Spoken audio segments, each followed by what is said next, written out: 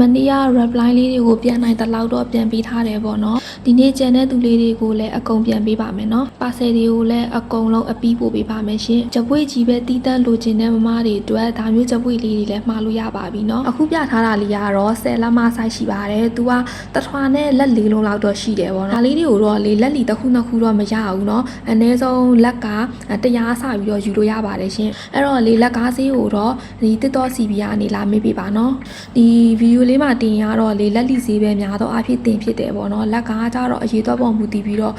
ဆေးအရော့အတင်လေးတွေရှိတဲ့ခါကျတော့ဒီထဲမှာမတင်ဖြစ်ဘူးတချို့ရေလက်ကားဆေးကို comment အောက်လေးတွေမှာလာမေးတာတွေ့တယ်လက်ကားဆေးဆိုတာမျိုးကလေ public ချပြတဲ့အရာမျိုးတော့မဟုတ်ဘူးပေါ့နော်အဲ့တော့လက်ကားဆေးသိချင်တဲ့မမတွေကတော့တစ်တော့ CB ကနေလည်းမေးလို့ရတယ်ဖုန်းနံပါတ်399683လုံးခုံ3လုံး30ကနေလည်းမေးလို့ရပါတယ်ရှင်ဒီကြပွေလေးတွေကတော့10လက်မဆိုင် site သေးလေးပါ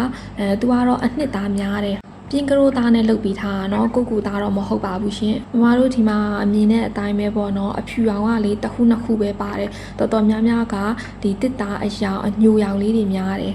စုံဘက်ကလာထဲရလေသူကဖယ်ထားပြီးသားသူတို့တွေကလည်းအဖြူသားကိုမပအောင်လို့ဖယ်တယ်အဲ့တော့လေပစ္စည်းက quality ကောင်းတယ်လို့ပြောလို့ရတယ်ပေါ့เนาะဒါလေးကတော့လက်က customer မမတယောက်ကိုပို့ရမှာဖြစ်ပါတယ်ရှင်အားလုံးကျေးဇူးတင်ပါတယ်တတ